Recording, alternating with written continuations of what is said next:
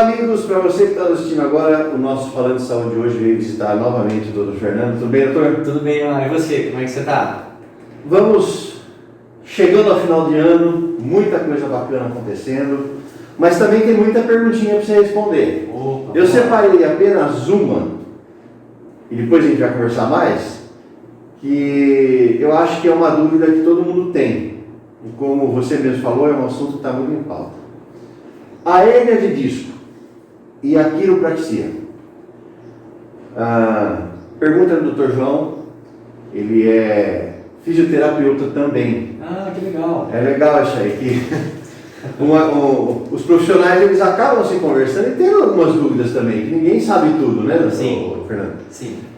Ele diz o seguinte, ele tem uma hérnia de disco lá, ele disse para mim que essa hérnia de disco está no estágio 2. Ok. Mas que ele tinha muito medo da quiropraxia por conta dele não conseguir nem andar direito quase. Certo. Hoje ele já não está atuando mais, mas a dúvida dele era isso. Ele pode passar por um processo de quiropraxia, vai ter uma dorzinha ou não vai ter uma dorzinha. É sobre isso que ele queria falar hoje e eu acho que você pode responder isso para ele. Legal, legal. Bom, não como pode e sim como deve, né? Então, assim, ele deve passar pelos tratamentos de quiropraxia, porque a quiropraxia ela trata todas essas disfunções da coluna, né? A hérnia de disco ela passa por 3 estágios, como a gente tinha comentado, né? Ela passa por um estágio, né, inicial, que é uma hérnia protusa, né, onde os elos do nosso disco intervertebral, né, então esse aqui é um disco intervertebral que fica entre uma vértebra e outra, então ele não estourou por completo. Esse é o primeiro estágio. O segundo estágio dele seria o quê? Uma hérnia extrusa, que seria o rompimento total desse anel fibroso. Então, como vocês podem ver, esse disco ele vazou o líquido, que é chamado de líquido pulposo. É um gelzinho, um líquido que fica aqui dentro e ele serve para o amortecimento dessas articulações, né? Se a gente não tivesse ele, o que iria acontecer? Ia ter um contato de osso com osso, tá? E o terceiro estágio, que a gente não consegue ver aqui direito, mas aqui dá para ver um pouquinho também, é a hérnia que a gente fala, né, sequestrada, aonde ela faz o quê? Além de ela sair para fora, ela acaba rompendo, ela sequestra, e aí ela acaba descendo ou subindo para o meio do canal vertebral, e isso gera muita dor. Nível 2, nível 3 são bem difíceis, né? São estágios onde o paciente sente muita dor, né? Sente muito travamento, então a gente tem que tomar bastante cuidado com esse paciente, tratar ele com bastante calma, bastante cautela. Mas sim, tem como ser tratado, no caso do Dr. João, né, que ele perguntou. Eu não sei se você vai conseguir responder, mas nisso que você mostrou aqui, qual é o estágio que dizem assim, vou para a cirurgia?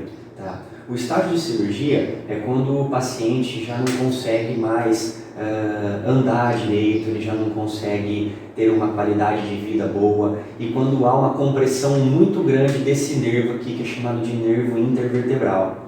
Então, quando tem uma compressão muito grande, esse paciente acaba tendo que passar por uma cirurgia, tá? Um estágio de cirurgia para tentar tirar essa compressão que está acontecendo, tá?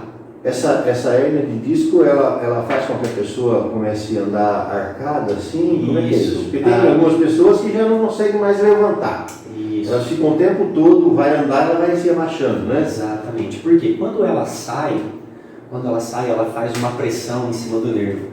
E quando você tenta levantar, ela provoca uma outra pressão também.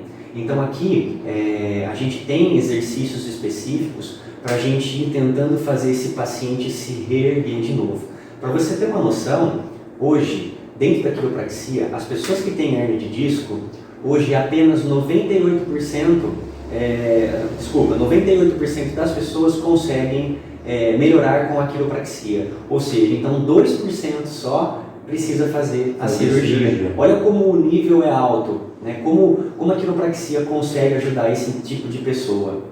Eu estou vendo você com esse modelo de coluna aí, esse esqueletinho a aqui. exemplo do que você fez na nossa última visita com aquela paciente sua, Correto. que vai ali apertando, ajustando. Ótimo. Como é que é esse movimento na coluna mesmo? Como é que fica isso na coluna quando você vai ali ajeitando ali? Certo. Bom, como a gente tem a coluna aqui, né, o paciente está deitado de barriga para baixo, né, ou deitado de lado e tudo mais, o que a gente costuma fazer, né? A gente avalia vértebra por vértebra, os movimentos dela. Aquele dedo que você põe ali exatamente vai se encaixando aqui. A gente vai movimentando aqui, vendo se essa articulação está movimentando, se ela está com uma rotação, se ela está com uma inclinação, se ela está fletida ou se ela está estendida. Tudo naquele toque ali você consegue No identificar. toque, o paciente às vezes sentado também a gente faz alguns movimentos, a gente torce o paciente e vê se a vértebra está movimentando ou não. Então são vários tipos de avaliação que a gente faz,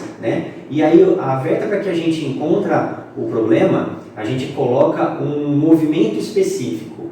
Então vamos supor que eu quero, a vértebra está muito estendida, ela está muito fechada, eu quero abrir ela, eu vou lá e faço o movimento nela. Vamos supor que essa vértebra que ela está rotacionada, a gente vai lá com uma mão deste lado e corrige ela desse jeito ou de uma outra maneira específica. Então assim, é que eu sempre falo para as pessoas e para os pacientes que passam por aqui. Tem muita gente que faz esses ajustes em casa, pede para o marido, pede para o amigo, ou até mesmo em academias, e a gente fala para isso não acontecer porque é muito perigoso, porque além de você fazer esse ajuste, você pode estar piorando o problema do nosso paciente. Eu ia chegar nesse ponto exatamente agora. Você que está em casa nos assistindo, muitas vezes você tem aquele curioso que fala, eu sei, eu vi na televisão como é que funciona. Gente, tem que ter muito cuidado. Você imagina que se você romper uma vértebra dessa aqui, né, sei lá, você pode atingir lá a medula cervical também. Sim, pode. Isso pode dar um transtorno, gente, que é pro resto da vida. Então, se tiver algum probleminha, primeiro procura um profissional especializado, né? Fala com ele, eu estou com esse negocinho aqui, tal, o que dá para fazer, o que não dá para fazer, porque apesar de toda essa robustez aqui que a gente está vendo, é muito sensível isso, gente. Sim. É muito sensível. O cara que inventou o ser humano, ele fez numa sabedoria tão grande e a gente não tem que mexer. Tem as pessoas certas para mexer. Exatamente. Então, esse caso do Dr. João aí, doutor, eu acho que você devia consultar realmente um profissional. Se não achar nenhum, vem aqui no Dr. Fernando, ele atende Matão, atende Itaquaritinga, atende Jabuticabal. Sim. Então, dá uma passadinha por lá, conversa com ele, ou liga no telefone que está aí na tela também, para ver onde é que ele pode te ajudar, porque é muito complexo esse negócio. Sim, e a gente trata cada paciente de uma forma diferente. Cada paciente que vem, ele tem uma disfunção diferente. Cada paciente que vem tem um tipo de hérnia diferente. Para você ter uma noção, a hérnia de disco ela pode sair por vários lados. Ela pode ser posterior, ela sai só para trás. Ela pode ser posterior e lateral à direita, ela pode ser posterior e lateral à esquerda, ela pode ser anterior. Então assim, cada paciente aqui que vem, ele é avaliado corretamente e a gente vai traçar um plano de tratamento para ele melhorar cada vez mais. Então, por isso que a gente sempre fala, não façam em casa o que vocês não sabem. Tem que ser feito por um profissional capacitado para você não piorar ainda mais o nosso paciente, para você não piorar ainda mais essa lesão que está acontecendo ali na coluna. Uma outra coisa que eu já vou te falar também, no caso desse paciente com a hérnia de disco, o Dr. João lá já sabe que ele tem uma hérnia de disco. Muita gente tem aquela dorzinha nas costas, mas não sabe que tem hérnia de disco. A pessoa vai fazer um exame, vai fazer um raio-x, sei lá o que, antes de vir para cá, ou se ele vier para cá, você vai conseguir identificar aqui? Legal, é uma boa pergunta. Nós temos testes específicos para a gente saber se esse paciente tem ou não uma hérnia de disco. Então, todo o histórico, desde o paciente quando ele chega, como ele está andando, como ele senta, como ele levanta, né? Isso daqui vai fazendo com que a gente entenda melhor o que o paciente está sentindo. Se ele está tendo irradiação para a perna, se essa dor está descendo para o nervo ciático. Então, muita gente que chega aqui com o nervo ciático inflamado, praticamente 90% é por causa que esse paciente tem uma hérnia de disco. Pode ser de um primeiro estágio ou de segundo estágio. tá legal? Então aí a gente tem que tratar esse nosso paciente, né? Então a gente precisa ver quais são os sinais e sintomas que ele está apresentando para a gente conseguir fechar um diagnóstico. Se a gente tiver com dúvida ainda, a gente pede a ajuda para um profissional da área da saúde médica, né, um ortopedista, por exemplo. A gente escreve um laudo e já manda para esse paciente, entregar para o médico e ele pedir uma ressonância magnética e a gente acompanhar em equipe toda essa situação do nosso paciente. É legal, esse trabalho de conjunto é sempre Sim, bom. Porque, é muito importante. O médico ele é importante nesse processo, porque ele vai ter acesso a outros tipos de exame e tal, e você aqui faz o procedimento para colocar no lugar. Acho que uma última pergunta que eu vou fazer, até o Dr. João me falou lá, ele está com 72 anos. Certo. Tá? É muito difícil às vezes as pessoas mais velhas entenderem e aceitar novas técnicas. Exato. Né? Que a vida inteira ele viveu naquela... Às vezes com remédios. Daquela regrinha dele lá. Pomadinha. Esse processo específico para hérnia de disco. Correto. A pessoa está sofrendo com hérnia faz 10 anos. Uhum. Ele retrocede esse processo ou não? Sim, a quiropraxia, né, ela faz a regressão da hérnia de disco, né? Ela consegue fazer a regressão. Por quê? Quando a gente começa a abrir esse canal, né, essa articulação que está fechada, quando a gente tira essa pressão, o disco automaticamente migra. Ele vai para o centro, né? Então a gente consegue fazer a regressão. E o que acontece? Imagina que o disco ele é fechadinho assim. Quando a gente tem uma hérnia de disco, ele abre e vaza, correto? Quando está no segundo estágio. Então o que acontece? Se a gente conseguir fazer essa bolha que estourou ir para dentro, o que vai acontecer? Vai fechar e cicatrizar esse disco de novo. Isso é chamado de regressão. E a gente consegue sim hoje fazer a regressão do nosso paciente. Lógico que não adianta só deixar na mão do quiropraxista. O paciente tem que ter boas posturas, não carregar muito peso, não ser muito pesado, não também ser muito ajuda, pesado né? também, praticar exercícios físicos, né? Então não adianta só deixar na mão do terapeuta. O paciente também tem que fazer a tarefinha dele em casa. Muito bem.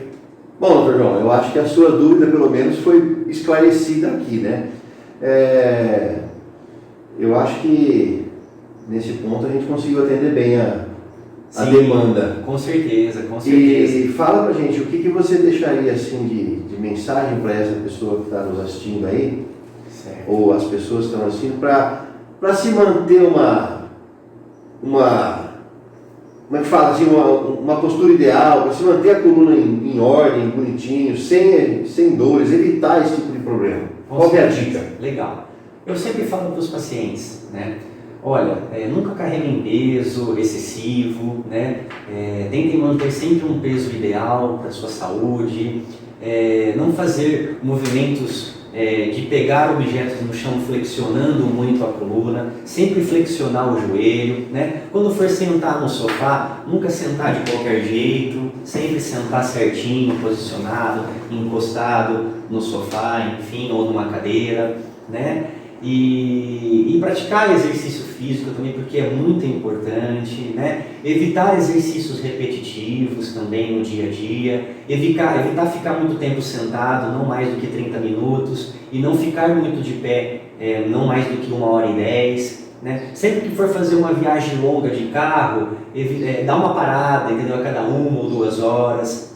Então, assim, são coisas básicas que a gente consegue fazer com que o nosso paciente melhore e não progrida essa hérnia de disco, ou também não adquira ela, né? Porque às vezes o paciente não tem, mas ele pode adquirir fazendo todas essas dicas que eu dei agora do lado inverso, vamos dizer assim, né? Maravilha, gente. Eu acho que foi bem educativo esse nosso bate-papo de hoje. Com certeza. Então, para você aí que está assistindo, espero que vocês tenham gostado. Um bom final de ano para vocês, já estamos falando aqui também. Fiquem com Deus e até a próxima.